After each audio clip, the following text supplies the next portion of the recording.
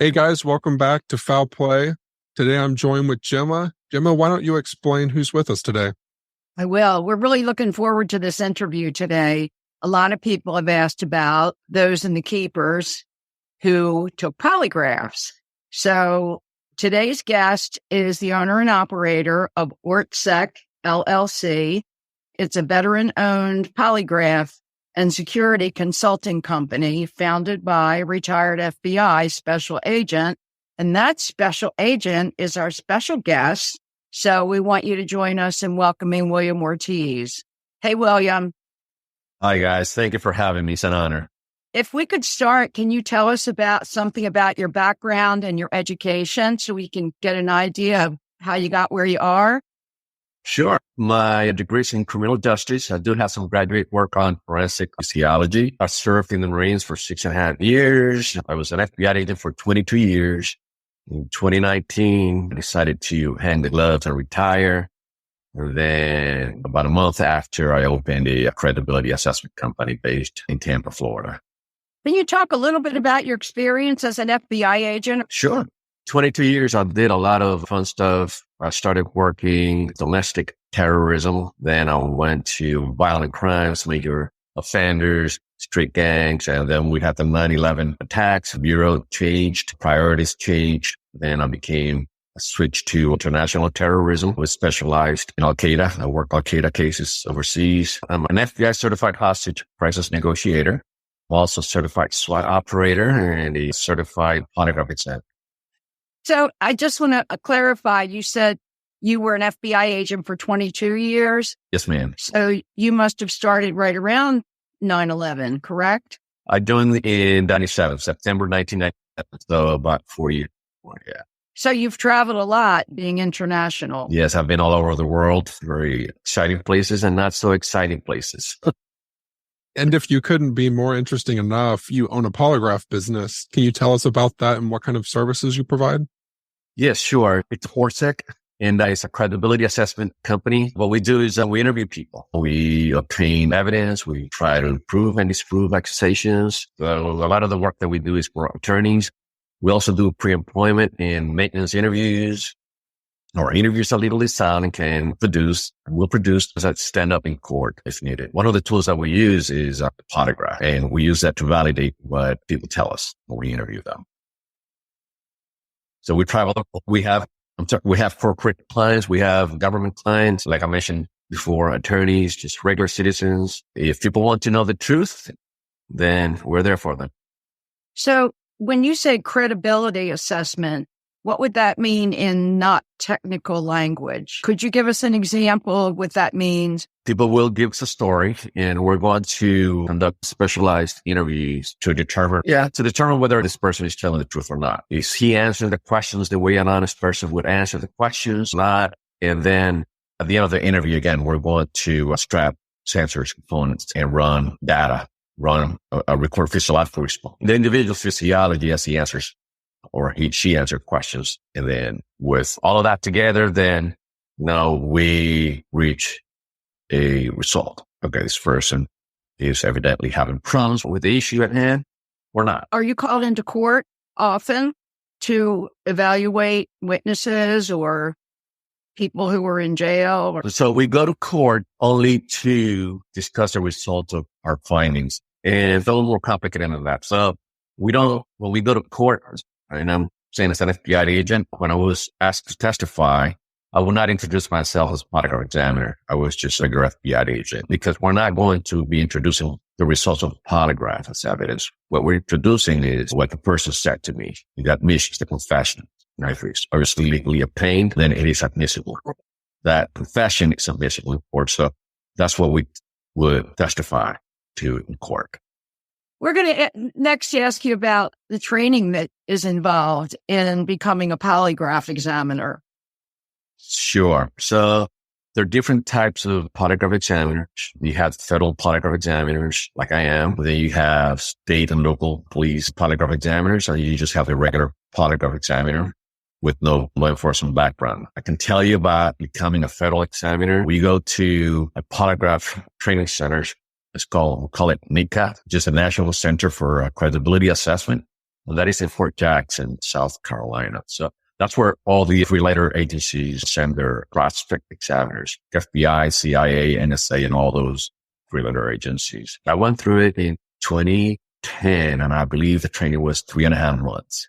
Yeah, and the center is known to be the premier polygraph training center in the world. We're learning biology, including physiology, interview and interrogation, polygraph instrumentation. We'll talk about question construction, different testing formats, countermeasures, data analysis. Towards the end of the training, then we start doing lab work, just basically role playing, and we're testing individuals who have been asked to commit a crime, a fake crime, and then we would interview them and conduct polygraph exam to determine whether they committed the crime or not. So we do that many hours. So when we're done with training, polygraph examiners ready to start running exams for other agencies. You said that's the Federal Center for Polygraph Training? Yeah, it's called the National. Yeah, it has changed names several times, but now it's called the National Center for Credibility Assessment, NICA. And it must be a huge facility. Is it like a college campus? It's on an Army base, Fort Jackson, and it's a pretty big building. It's not a campus, it's a building, and there was an adjacent building, which was a lab next to it. Do regular people like Gemma and Shane ever get to go and see that place, or is that like highly classified? Good question. I think that you have to call them and see if they will let you tour the facility. I don't see, there's nothing classified there. There's some blocks of instruction that may be classified, but you're not attending training. You're looking at facilities. And so I don't see why they won't, but I don't know. The government works in weird ways sometimes. Road trip, Shane. Yeah, I'm all for that. William, what exactly is the step-by-step process that you have to go through when you're administering a polygraph? I think that most people would have never have been in one. So I think that's a question that most people would like to know. Yes. Obviously, the examiner needs to prepare for examination. So not including any of that, let's talk about the actual examination. The examination has 3 stages or phases. The pre-test interview, the actual examination, the in-test phase, and the post-test. The pre-test, I believe, is the most important part of the examination, which is the first one. This is typically lasts about 1.5 to 2 hours. And this is where as an examiner, I'm trying to build rapport with examinee. I'm trying to put him at ease. I'm going to give him an overview of what's going to happen. I'm going to explain polygraph, how it works. We'll go over any legal rights that examinee may be entitled to, do a practice test to calibrate. I want to give him an opportunity to start feeling comfortable with the sensors before the actual exam. I want to see that he's able to follow instructions, which is very important. I want to see what his body looks like, his baseline, if you will. And I want to see how his body reacts when he tells a lie. During this practice test, I'm going to ask him to lie to me. I'll ask him some medical questions because I need to be sure that he's fit to take the test. That includes any alcohol consumption, any drugs. At some point, I'm going to start discussing the actual relevant issues. We'll be conversing. It's not only a yes or no type of interview. The examinee gets to explain his answers.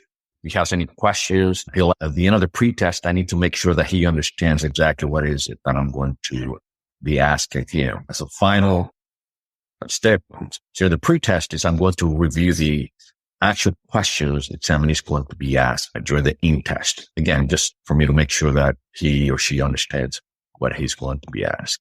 Then he'll be asked to move to the polygraph chair. I'll connect all the sensors, and then I'm going to run questions. That phase is about 5 to 10 minutes long. So I'm going to be recording the examinee's physiology as he answers my questions. And then the post-test, the final stage, is when we discuss the results of the test. If he does, then thank you for coming. If he doesn't, then we're going to be discussing, what caused you to not do well?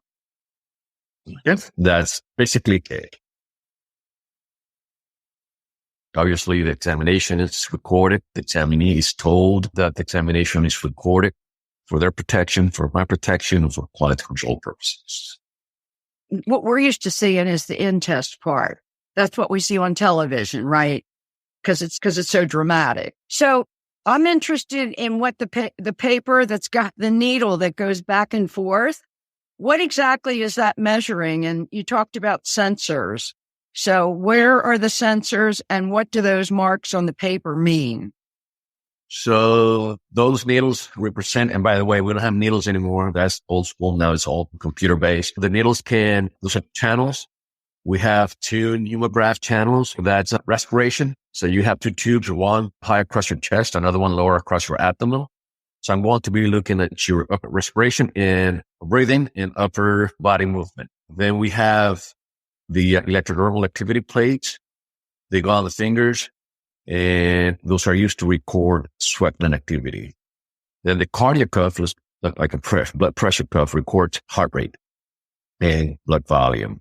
And then I'm going to have some motion sensors, seat sensors, foot sensors. And then some examiners use additional components, sensors. Those are what I use. So those are the lines that you see when you look at the graphs, the charts. So I just want to make sure I understand. So you're measuring respiration, sweat, the amount of sweat that somebody's body produces, and their heart rate. Is it their blood pressure or their heart rate? Okay. And I'm only used to seeing what's on television. When the needle swings wide, that means there's a discrepancy and that one of those sensors is picking up something that's not normal. But the examiner knows the examinee's normal physiology, the baseline. And if we see, so if the examinee shows reactions, which you see that big reaction, the needle moving big, that's a physiological response. It could be attributed to the question. It may not be, but that's what we call a reaction. The questions are asked several times in random order. So if I ask you, did you go to McDonald's this morning? And your answer is no. And I'll tell you, okay, that's what I'm going to be asking you during the test. And when I ask you, did you go to McDonald's? Obviously, and with other questions, but let's call that the relevant question. So I ask you, did you go to McDonald's this morning? You answer no, and I see a huge response. And then, okay, let me ask it again. Second chart, different order. Then you reacted to that question again. So after 3, 4, 5 presentations, I see that you always reacted to the McDonald's question. I'm not going to accuse you of lying, but you need to explain to me why is it that when you answer no to that, your body is showing physiological responses. Not the computer, not polygraph, but, your body. So now I have 2 questions about that. Have you ever had somebody make a confession? All the time. Oh, yeah, all the time. Oh, yeah, that's the goal. Yes. Okay, and you're a law enforcement officer. Have you had to make an arrest, or is there somebody else there that would do that? Like, the bad guys ever jump over the table and try and go after you? Okay, it's a good question. Yeah, that's a good question. The way it goes, I have a fellow FBI agent telling me, hey, William, I think this guy robbed this bank. I want him tested. I'll ask him, okay, tell me about the case. And this is when I start preparing for the test. This is a week or 2 before the exam, ideally. So I study the file, and okay, the day of polygraph comes. So the agent and I discuss, okay, what is it that you want to validate? This is what I propose asking. So once we all agree, we have a strategy, then the examinee is asked to come in. Hey, on Monday, come to the FBI office in Tampa to take the polygraph examination as you agree, right? Because you have to agree to take it. The individual comes in. My fellow agent is in my office, not in my polygraph suite, looking at the interview, right, through monitors, taking notes and all of that. I'm the only one in the polygraph suite with the examinee suspect.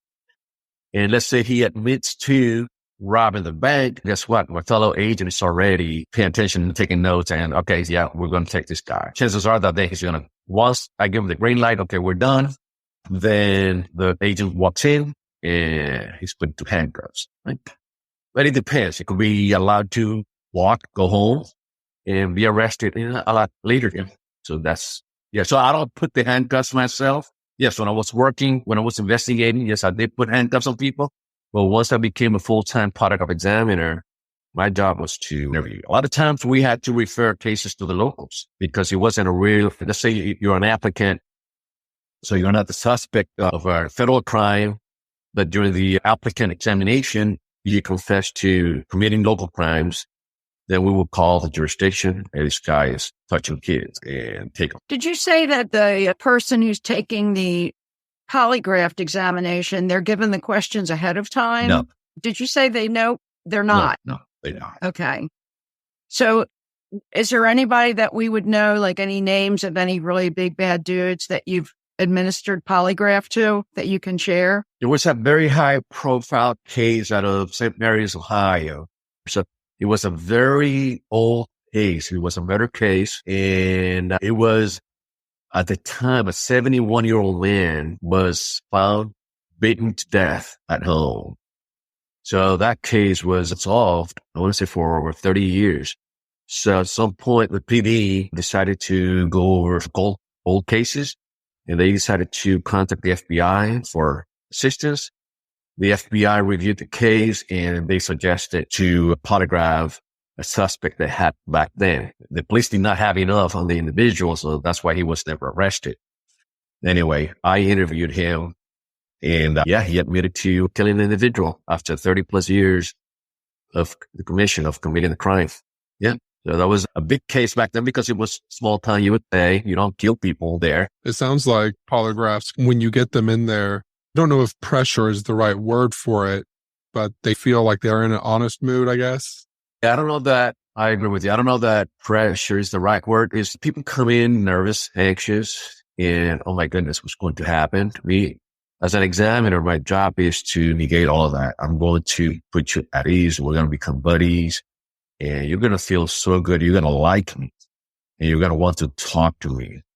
And you're going to feel so comfortable with me that you're going to give me statements against self-interest. Do you have to give them the Miranda rights? Not always. Depends. I say, I'm trying to think back. I want to say that the vast majority of the times, I would say 95% of the time, I did not. Now, this is at a federal level, right? For you to have that, you have to be arrested, or you can't be free to go.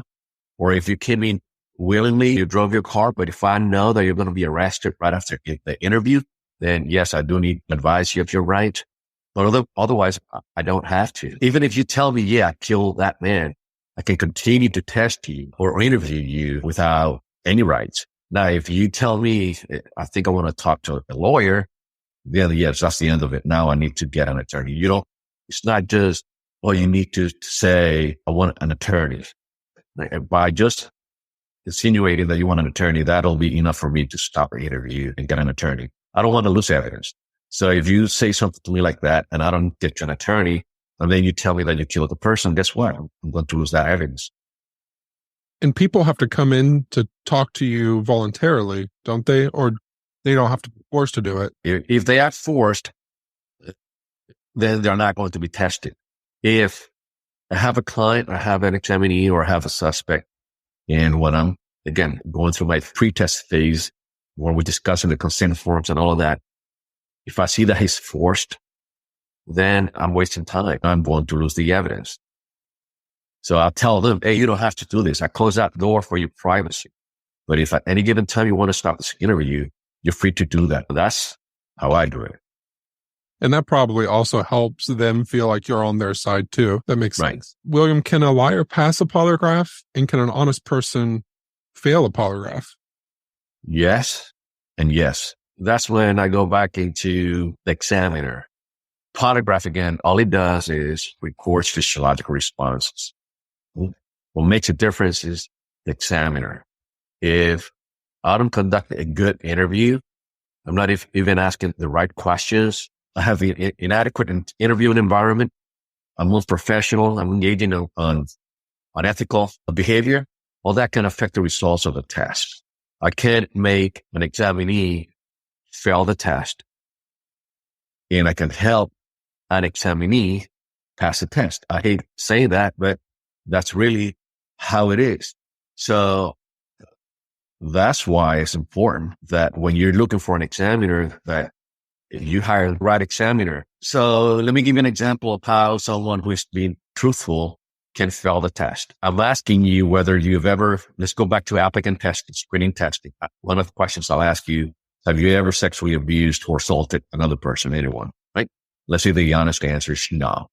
But you were abused as a child, right? And you don't tell me that for whatever reason, embarrassed, but you just don't tell me. And then sit you in the polygraph chair and ask you, have you ever sexually abused anyone? And you fail the test. Guess why? Why? Guess why you're reacting? You're reacting because you are the victim. So I failed to pull that to extract that from the examinee during the pre-test. That's what we call outside issues. It doesn't matter, obviously, how hard you try. There will be examinees that will never volunteer information like that. But that's an example of how you can react, right? After the test, when I'm done, I'll ask you, hey, Shay, what's going on, brother? I asked you this and you had reactions. So you need to explain to me, what is it? I'm sure it's not a big deal, blah, blah, blah, blah. Then you tell me, William, what happened these days. William, you told me earlier that this is not a lie detector. That's a phrase everybody throws around. Could you explain that statement, that it's not a lie detector? Sure. Again, polygraph is a physiological recorder. That's all it does. Let's compare it to a metal detector. When you go to the airport, you have to go through a metal detector. Do we call the metal detector a terrorist detector or a felon detector? No, we don't. The metal detector is only designed to detect metals. So someone going through the metal detector with metals, with keys in the pocket, that doesn't make him a felon. That doesn't make him a terrorist. Going back to polygraph, you can have physiological responses even when you're not lying. That's why we don't call polygraph a lie detector. Polygraph does not confirm that a person is lying. What it does is it measures the change in the reaction to the questions they're being asked. In what countries or states are polygraphs admissible in court? There are several states in the U.S. that allow polygraph results in court, but both parties must agree. There are many other countries that will use polygraph, again, as an investigative tool. In Japan, for example, polygraph is used, but only for specific issues in criminal investigations. But I want to see that more and more jurisdictions are using polygraph in one way or another. And again, let's remember this too. Let me remind you of this. What the evidence, as an investigator, this is what I used to tell my fellow FBI agents, don't worry whether the results of the polygraph exam is admissible or not. I'm one of those who think they should never be admissible because, like I mentioned to you before, one can fail the test even when being truthful, pass a test when being deceptive. So the evidence, it's really the admissions, the confessions. So if the confession was legally obtained, follow the rule of law, then that is the evidence. So I would tell my agents, don't worry about the results of the test. What good does it do if I tell you, okay, the guy failed the test, but I don't have a confession? We'll be back to square one. So I will work hard. Examiners will work hard to get admissions and confessions. And that's what the investigating agent will take to court. Okay. William, in the keepers, which you and I have talked about, and I know you've seen it, Sister Cathy Sesnick's priest friend, Jerry Koob, he was given 2 polygraphs. The first one was given to him by I guess you call it given or administered, by the Baltimore City Police Department when Sister Cathy disappeared. And then the other was given several months later by a different jurisdiction, the Baltimore County Police, when her body was found. Now, how might the questions differ, and what would be the reason that Koob was tested twice? All right. So remember, this is 1969 and 1970. It may not seem the charge and not reading the file. I can only speculate, but I would have to assume that the first test was to determine whether he caused the death of Sister Cathy or participated or in any way knew who caused her death. That would be the first test. A second test could be because the county did not trust the results of the police test, or it could be that they tested on something else related, but a different relevant issue. It could be a different format. It could be a guilty knowledge test. He was asked to see if he knew the items that were used to cause the death of Sister Cathy. So yes, I would have to see the charge, and there's so many possibilities. But yes, the police tested, did you kill her? And the county tested, was it a gun? Was it a knife? Was it only the perpetrator would know? If let's say it's not public knowledge, no one knows, only the police is aware of what weapon or tool was used to cause the death of that woman. Then as an examiner, if I know that, I can test a subject, or I'm going to test him to see if he knows what weapon was used. Again, it's nowhere to be found. The police they have never said anything to the media. No one knows. And let's say a hammer was used to cause death. So I would ask, was it a gun? Was it a knife? Was it a hammer? Was it none of the above? So if he reacted to the hammer every time I asked that, then that tells me, okay, he knew it was a hammer. So how is it that he knows that it was a hammer when no one else knows?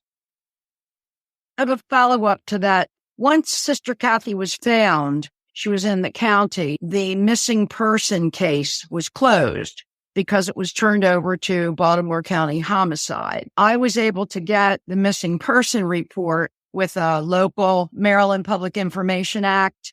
So I have all those documents, but would that polygraph be available as a public document once the missing person case was closed? Is it worth me trying to get that?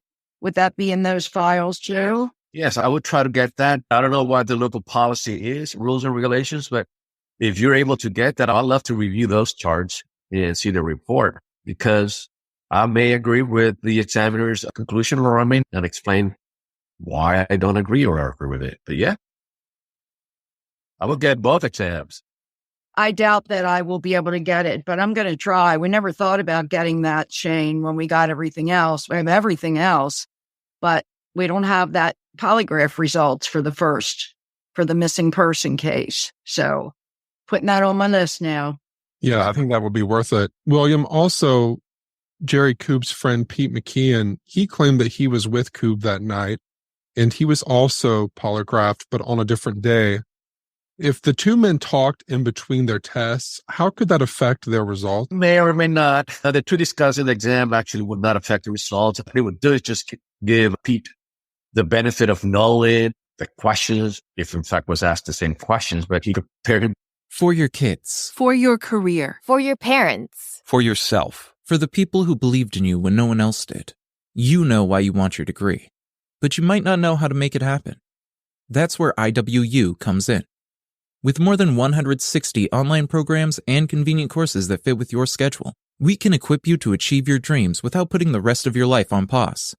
Visit iwuishow.com to get started. Okay, this is what I'm going to be asked, and this is how I'm going to answer it. Okay, big deal. If you did it, you're going to fail. If you're not going to fail. But going back to applicant testing, applicants know the questions they're going to be asked because they research. Okay, the FBI sent me an email. My polygraph is on Monday.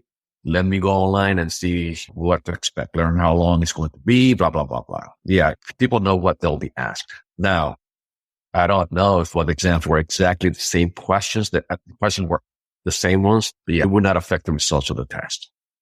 Interesting. I guess I figured if they were on different days, that would skew the results, but it probably wouldn't because you're measuring physiological responses. So if Pete, when he answered no to the questions, if he knew that he was lying or he feared getting caught telling a lie, he would have physiological responses. He would have had physiological responses. Okay. Along the same lines, Jerry Koob told me a couple of years ago that the county officer, the one that administered the polygraph after Sister Cathy's body was found, he called him a rookie. In 1970, would it be possible for a rookie officer to be administering a polygraph? Yeah. We all have to start somewhere, but I don't buy that though. We all have big egos. Do you think I'm going to tell a subject I'm a rookie? I don't know what I'm doing. Of course not. As an examiner, I want to give my examinee confidence. I wanted him to feel like this guy knows what he's doing, even if I don't. But I'm not going to tell someone, hey man, hopefully you'll pass. I'm a rookie, so don't hold that against me. No, I don't buy that. And so, yeah, I don't see that. But it is possible for a department or an agency to assign an experienced examiner to test. If that's all they have, yeah, that's all they have. Seems like by then it was a pretty high-profile case, and I've always wondered about that. But He also told me, he didn't exactly say he didn't pass, but what he said was that after the exam, the officer said to him, either you don't trust me or you're hiding something. And Koob responded that he wasn't hiding anything, so it must be the first, that he didn't trust the officer.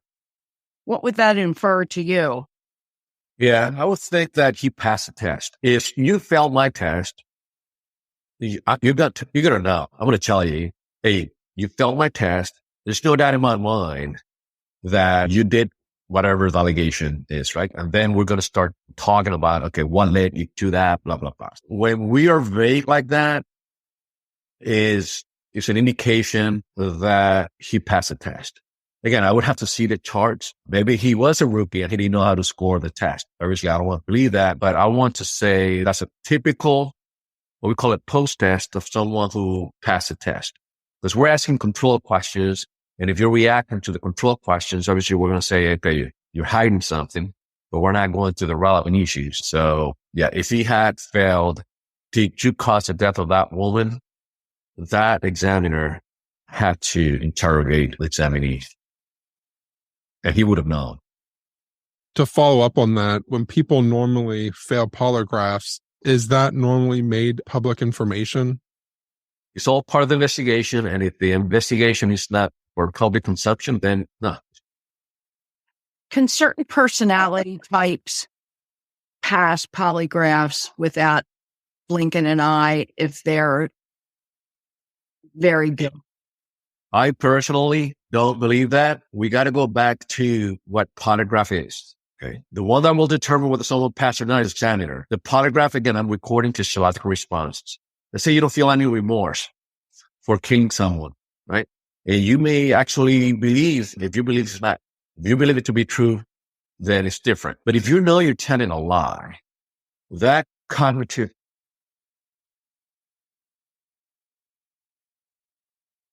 process, cognitive load, those are physiological responses you can't control. They come from the central nervous system. Like when I'm calibrating, for example, the instrument, sometimes I ask my examinees, hey, what's 2 + 2? Obviously, easy question, not threatening in nature. It's 4. When they answer 4, their bodies have their physiological responses.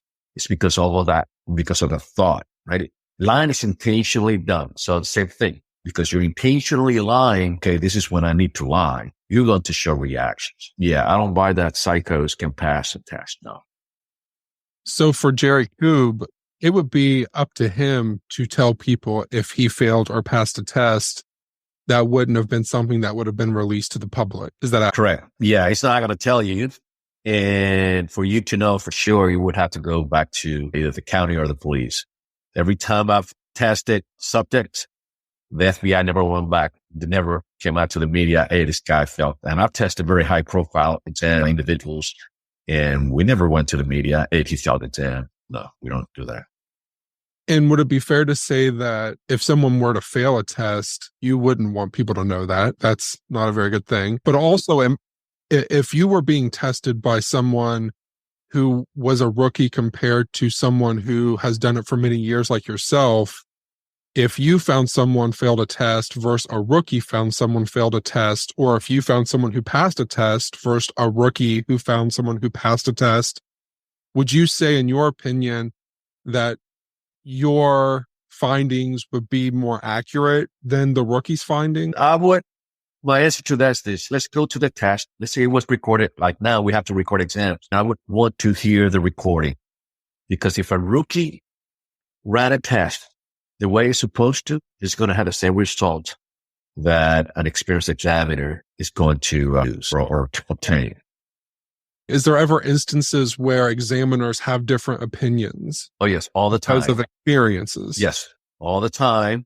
But it's mainly on data analysis, I would think. One might think, oh, this is a bigger reaction than the other one, and the numbers might be a little off.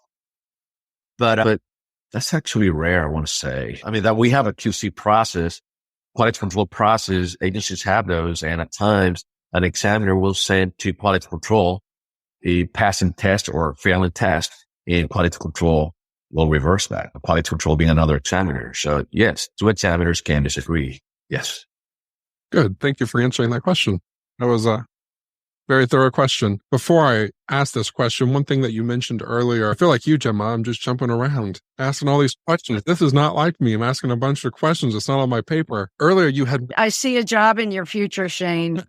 This is what happens after you're sick and you're at home for a couple weeks, that you get out and you just feel like you have all the questions. You want to do all the talking. Earlier, you mentioned that some of the reasons that people fail polygraphs is because of things that they don't tell you ahead of time. For example, you mentioned if you ask someone if they abused a child, they may fail that question because they reacted negatively because they were abused child. And one of the things in my head that made me think of that is because on a previous podcast, we once had this conversation with someone about how sometimes victims of child sexual abuse do not like to share that they were victims of that because there is this stigma that just because you were abused as a child, you will go on to abuse children. Because there is this thought that I see it in the true crime community all the time. When you watch a true crime show or you hear about this person who abused children, oh, I bet they were abused as a child. And that puts a huge stigma behind people who were abused as children.